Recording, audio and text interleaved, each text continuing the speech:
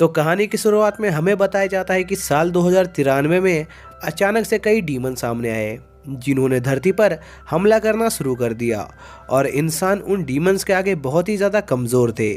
इसलिए वो उन डीमंस को रोकने में फेल हो गए। और वो डीमंस लगातार कई सालों तक ऐसे ही तबाही मचाते रहे और साथ ही सभी कंट्रीज़ में भी क्राइम बहुत ज़्यादा बढ़ गया था, जिस वजह से इंसान अपने सबसे कमज़ोर दौर से गुजर रहे थे।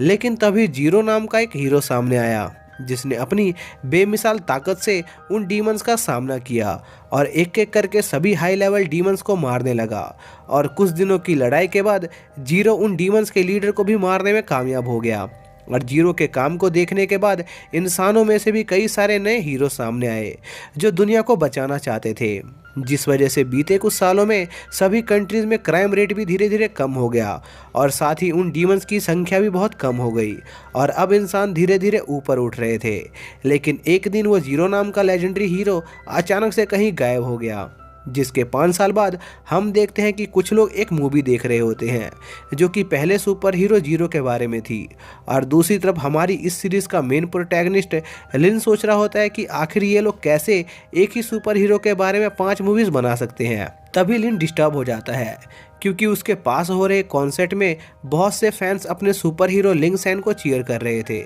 इसी दौरान लिन की नज़र भीड़ में छुपे हुए लेवल सी के क्रिमिनल पर जाती है जो लिंग सैन को मारने आया था, और वो क्रिमिनल सभी लोगों को बताता है कि वो फेमस ब्लैक हैंड नाम का क्रिमिनल है और वो यहाँ पर सिन सैन फैमिली से अपना बदला लेने आया है क्योंकि पास्ट में लिंग सैन की फैमिली ने उस आदमी के साथ कुछ बुरा किया था। लेकिन उस आदमी का प्लान फेल हो जाता है जब लिंग सैन उनसे उनकी बंदूकें छीन लेता है,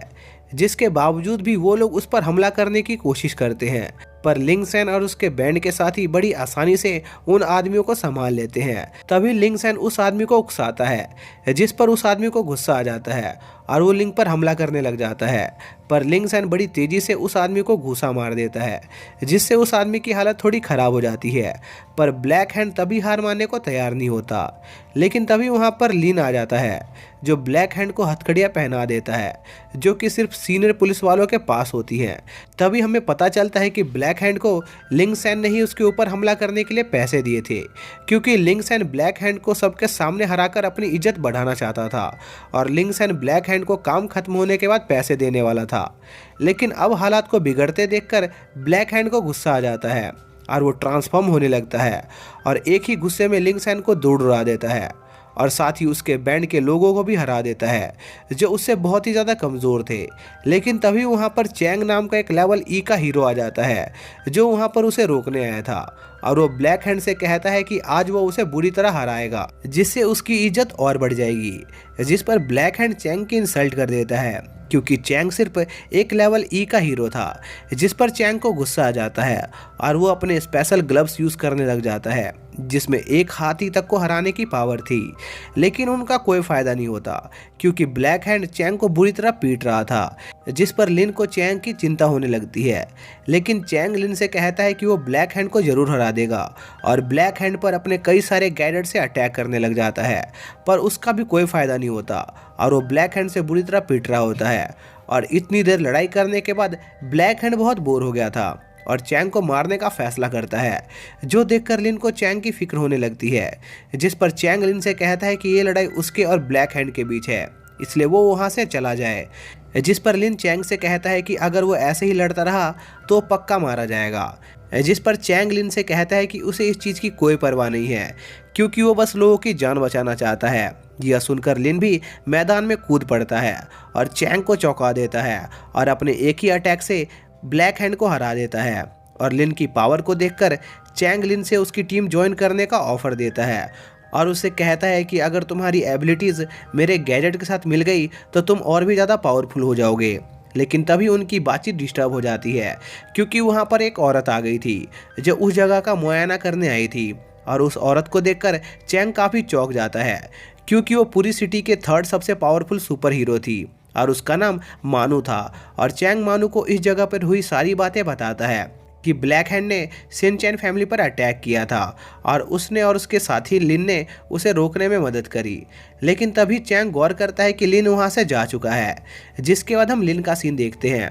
जो अपने घर पर आ गया था, जहां पर वो देखता है कि उसकी बहन एक आदमी को लात मारकर घर से बाहर निकाल रही थी, जो कि उसका बॉयफ्रेंड था। तभी लिन की बहन लिन को बताती है कि वो सिर्फ दुनिया के सबसे पहले सुपर हीरो जीरो से शादी करना चाहती है। जो सुनकर लिन सोचता है कि वो अपनी सिस्टर को ये कभी नहीं बता सकता कि वही वो पहला सुपर हीरो जीरो है जिसने दुनिया को बचाया था। जिसके बाद लिन की सिस्टर लिन से कहती है कि उसकी एक नई जॉब लगी है, इसलिए वो अब घर के सारे काम नहीं कर सकती है और अब लिन को खुद से उसके सारे काम करने पड़ेंगे। तभी वहाँ पर चैंग आ जाता है, जिससे उनकी बातचीत डिस्टर्ब हो जाती है और चैंग वहाँ पर लिन को सुपर हीरो की जॉब ज्वाइन करने का ऑफर देता है और लिन से कहता है कि अगर वो चाहे तो वो उसका असिस्टेंट भी बन सकता है, जिससे उसको बहुत ज़्यादा फायदा होगा और वो बहुत सारे पैसे कमा पाएगा। यह सुनकर लिन की सिस्टर तुरंत ही मान जाती है, जिस पर लिन अपनी सिस्टर से कहता है कि वो तो बस एक आम इंसान है और उसे तो लड़ना भी नहीं आता, तो वो एक सुपर हीरो कैसे बनेगा।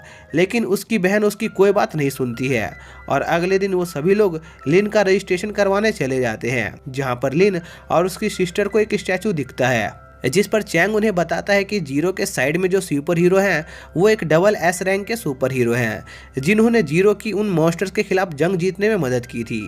लेकिन लिन सोच रहा होता है कि आखिर इन लोगों ने मेरी मदद कब करी। जिसके बाद चैंग लिन को हीरो रैंकिंग सिस्टम के बारे में बताता है, जिसमें गवर्नमेंट ने हीरोज को 7 रैंकों में रखा था, जो कि रैंक ई से लेकर रैंक डबल एस तक था। और चैंग लिन को बाकी बातें बाद में बताने का वादा करता है और उसे कहता है कि अभी उनके एग्ज़ाम का टाइम हो गया है ताकि लिन एक हीरो बन सके। जिसके बाद चैंग लिन को एक कमरे में ले जाता है जहां पर एक बहुत बड़ा आदमी मौजूद था जिसका नाम यातान होता है, जो बहुत ही भारी वेट्स उठा रहा था। और यातान लिन से कहता है कि उसे इस टेस्ट को पास करने के लिए लिन को सिर्फ 3 मिनट तक उसके सामने टिकना होगा। जिस पर लिन यातान से कहता है कि मुझे नहीं लगता कि तुम मेरे सामने 3 मिनट भी टिक पाओगे। जिस पर चैंग को लिन का ओवर कॉन्फिडेंस देखकर उसकी चिंता होने लगती है। तभी यातान अपने हाथ को ट्रांसफॉर्म करके लिन को मारने के लिए उसकी तरफ बढ़ने लगता है, लेकिन लिन बड़ी ही आसानी से उसके अटैक को रोक लेता है, जो देखकर टेस्ट एग्जामिनर काफी हैरान होती है क्योंकि आज तक किसी ने भी यातान के अटैक को इतनी आसानी से नहीं रोका था।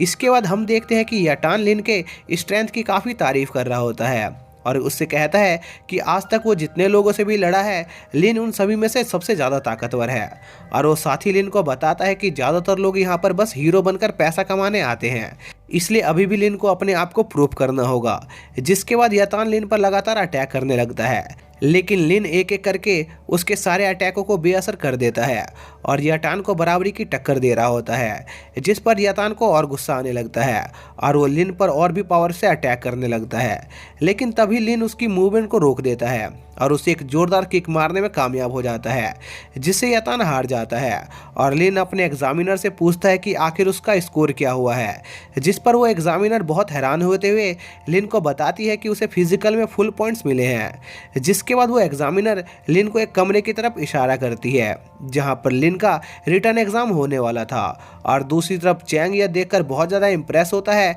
कि उसका असिस्टेंट इतना ज़्यादा पावरफुल है, लेकिन दूसरी तरफ रिटर्न एग्जाम का नाम सुनकर लिन की हालत बहुत ख़राब हो गई थी। जिसके बाद हम हॉस्पिटल का सीन देखते हैं जहां पर यातान को वापस से होश आता है और उसे याद आता है कि कैसे वो एक नए कैंडिडेट से बुरी तरह हार गया था। तभी मानू यातान को लिन के रिटर्न एग्जाम का रिजल्ट दिखाती है, जिसे देखकर यातान को पता चलता है कि लिन तो बहुत ही ज़्यादा बेवकूफ़ है, क्योंकि लिन ने सभी क्वेश्चनों के आंसर गलत दिए थे और उसे समझ नहीं आ रहा था कि आखिर लिन हीरो क्यों बनना चाहता है। तभी हम लिन को देखते हैं जो चैंग के साथ अपना रिजल्ट देख रहा होता है और चैंग वहाँ पर लिन की बहुत बेइज्जती मार रहा होता है, क्योंकि लिन को फिजिकल में तो फुल पॉइंट्स मिले थे लेकिन रिटर्न एग्जाम में उसे 0 मिला था। जिस पर लिन गुस्सा होकर वहां से जाने लगता है, जो देखकर चैंग लिन से कहता है कि वो इसी वजह से उसके साथ काम करना चाहता है ताकि वो टीम की तरह काम करके अपनी कमियों को दूर कर सके। जिस पर लिन चैंग से कहता है कि कमज़ोर लोग हमेशा ताकतवर लोगों के लिए मुश्किलें खड़ी करते हैं। तभी वो देखते हैं कि कुछ लोग एक लड़के को परेशान कर रहे हैं जो कि लोगों को बचा रहा था और इसी वजह से वो बुरे लोग विलन्स को पकड़कर अपनी रेपुटेशन बढ़ाने में कामयाब नहीं हो पाए थे।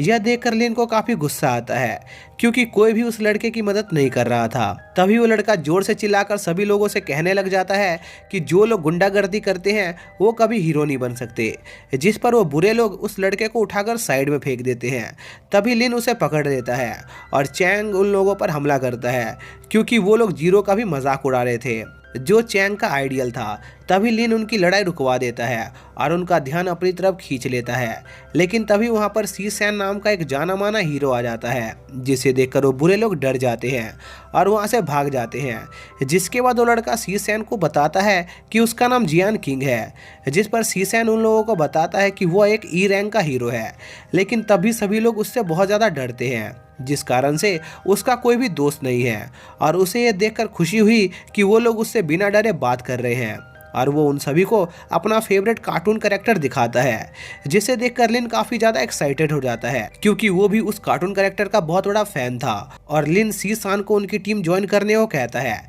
जिस पर सी सान खुशी खुशी उनकी टीम ज्वाइन करने के लिए तैयार हो जाता है और उनसे कहता है कि वो सिर्फ एक ई रैंक का हीरो है, जिस वजह से कोई भी हीरो ग्रुप उसे अपने टीम में शामिल नहीं करता है। जिसके बाद चैंग सी सैन से उसकी एबिलिटी के बारे में पूछता है, जिस पर सी सैन उन्हें बताता है कि उसकी एबिलिटी बदकिस्मती है, इसलिए जो भी उसके साथ रहता है उनके साथ बहुत बुरा बुरा होता है। इसी कारण से कोई भी उसे अपनी टीम में शामिल नहीं करता और उसका निकनेम अनलकी गोस्ट है। जिसके बाद वो उन्हें अपने बचपन के बारे में बताता है कि जब वो छोटा था तो वो जिस अनाथ आश्रम में रहता था उसमें आग लग गई थी और जब वो दूसरे अनाथ आश्रम में गया तो उसमें बाढ़ आ गई, जिस वजह से उसे बचपन से ही अकेला रहना पड़ता था। लेकिन तब भी उसके साथ एक दिन बहुत ही बढ़िया चीज़ हुई जब जीरो ने उसे एक बहुत ही खतरनाक मॉन्स्टर से बचाया था और उस दिन से वो जीरो का फैन हो गया और उसी की तरह एक सुपर हीरो बनने का मन बना लिया। और वो एक्साइटमेंट में एक पिलर पर मुक्का मार देता है, जिससे पूरी बिल्डिंग ढहने लग जाती है और उससे एक लड़की मरने वाली होती है, जिससे सी सैन काफ़ी निराश हो जाता है। लेकिन तभी लिन उस लड़की को बचा लेता है और सी सैन को बाकी लोगों की मदद करने को कहता है। जिसके बाद हम उन सभी को हॉस्पिटल में देखते हैं क्योंकि जियान किंग के ऊपर कुछ पत्थर गिर गए थे, जिससे वो थोड़ा घायल हो गया था। लेकिन लिन सी सैन से जियान किंग की चिंता करने से मना करता है क्योंकि वो जल्दी ही ठीक हो जाता। तभी जियान किंग लिन से कहता है कि डॉक्टर ने उसे कहा है कि वो बहुत ही मुश्किल से जिंदा बच पाएगा और वो इस सब का सारा इल्ज़ाम सी सैन पर लगाने लग जाता है। जिस पर लिन जियान किंग पर गुस्सा हो जाता है क्योंकि उसकी बातों से सी सैन को बहुत बुरा लग रहा था। लेकिन जियान किंग कहता है कि उसे इस चीज़ से कोई फ़र्क नहीं पड़ता। जिस पर लिन जियान किंग से कहता है कि ऐसे तो सारी गलती तुम्हारी ही है क्योंकि अगर तुम मुसीबत में नहीं फंसे होते तो ये सब होता ही नहीं, और ज़बरदस्ती उसे उसकी टीम ज्वाइन करने को कहता है। जिस पर चैंग को भी खुद की चिंता होने लगती है क्योंकि उसे लग रहा था कि सी सैन का बैड लक सच में उनके लिए बहुत खतरनाक हो सकता है।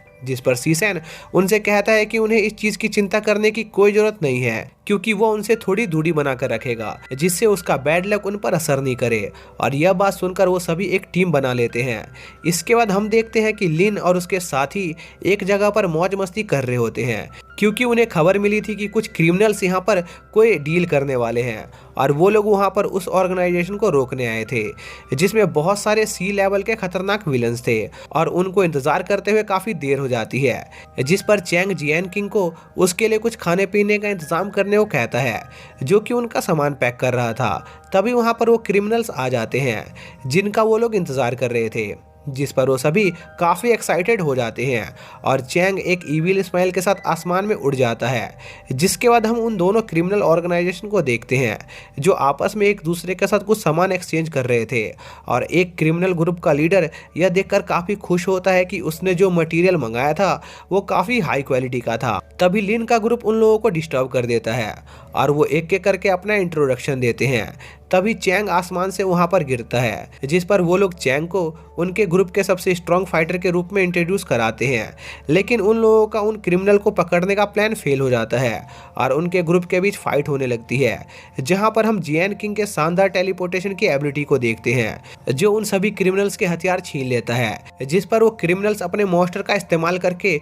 उन पर अटैक करने लगते हैं, जो देखकर सी सैन अपने एक्सप्लोसिव से उस मॉन्स्टर पर अटैक करने लगता है। लेकिन वो मॉन्स्टर उनके लिए काफ़ी ज़्यादा पावरफुल होता है, जिस पर जियान किंग और सीसैन उससे बचकर भागने लग जाते हैं और लिन से मदद मांगते हैं, जिस पर लिन उनसे कहता है कि यह तो बहुत ही कमज़ोर मॉन्स्टर है और वो अपने एक ही अटैक से उस मॉन्स्टर को वहाँ से गायब कर देता है। तभी चैंग लिन से कहता है कि उसने उस मॉन्स्टर को हराया नहीं है, बल्कि उसने शहर के बीचों बीच उसे फेंक दिया है। इसी दौरान हम देखते हैं कि वो मॉन्स्टर शहर के लोगों पर अटैक कर रहा होता है, जिस पर लिन तुरंत उस मॉन्स्टर को रोकने जाता है और इस दौरान चैंग लिन को थोड़ा धीरे चलने को कहता है, क्योंकि वो लिन की स्पीड को मैच नहीं कर पा रहा था, क्योंकि चैंग अपने गैजेट्स की बैटरी उस मॉन्स्टर से लड़ने के लिए बचा रहा था। जिसके बाद चैंग लिन से कहता है कि उसका फाइटिंग स्टाइल शहर को प्रोटेक्ट करने के लिए सही नहीं है, क्योंकि इससे शहर को काफ़ी नुकसान होगा, और वो अपना एक स्पेशल गैजेट निकालता है और उससे उस मॉन्स्टर पर अटैक करने लग जाता है। लेकिन उससे उस मॉन्स्टर पर ज़्यादा असर नहीं होता। लेकिन तभी वो देखता है कि उसके गैजेट्स का उस मॉन्स्टर पर असर होना शुरू हो गया है, जिससे वो जोश में आ जाता है और उस मॉन्स्टर पर लगातार अटैक करने लगता है। और लिन भी चैंग के कॉन्फिडेंस को देखकर उससे काफ़ी इंप्रेस होता है और कुछ देर बाद चैंग उस मॉन्स्टर को हराने में कामयाब हो जाता है और उसे प्यूरिफाइड वाटर में बदल देता है, जिससे सभी लोग काफ़ी इंप्रेस हो जाते हैं, क्योंकि उस प्यूरिफाइड वाटर से उनकी स्किन काफ़ी स्मूथ हो गई थी। जिस पर लिन इस जीत का पूरा क्रेडिट चैंग को दे देता है। तभी वो सब चैंग को ढूंढने लगते हैं, जो उन्हें एक लड़की को प्रोटेक्ट करते हुए मिलता है। जिसके बाद वो सभी आपस में उस लड़की के बारे में बात कर रहे होते हैं, जहाँ पर लिन उस लड़की से उसका नाम पूछता है, पर वो उसका कोई जवाब नहीं देती। तभी वहाँ पर मानू आ जाती है, जो उस छोटी लड़की के साथ खेलने लगती है। जिस पर लिन मानू से पूछता है कि आखिर वो यहाँ पर क्या कर रही है, जिस पर मानू उसे बताती है कि वो लिन जी के कहने पर यहाँ आई है। जिस पर लिन उससे और डिटेल मांगता है, जिस पर मानो उसे एक डिवाइस देती है जिसमें उसके सारे सवालों का जवाब और इन्फॉर्मेशन थी।